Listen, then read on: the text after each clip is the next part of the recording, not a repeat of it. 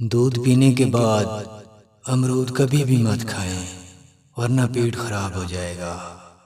روزانہ دہی کھانے سے چہرے کی جلد نرم و ملائم رہتی ہے۔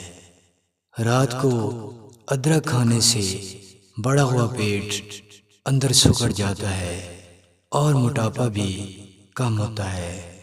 شلجم کھانے والے کا کبھی بھی گلا خراب نہیں ہوتا۔ جسم کے پٹھے مضبوط کرنا چاہتے ہو تو فالسا کھانا شروع کر دیں، پٹھے مضبوط ہو جائیں گے۔ اگر اپنے جسم کو فٹ رکھنا چاہتے ہو تو دوپہر کے کھانے میں پیاز کو بطور سلاد کھایا کریں۔ سر میں درد ہو تو خشک دھنیا چبائیں، جلد درد سے آرام آ جائے گا۔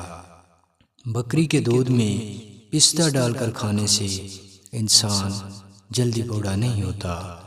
جوڑوں میں درد ہو تو شہد میں 3 دانے کالی مرچ کے ڈال کر کھا لیں، درد ختم ہو جائے گا۔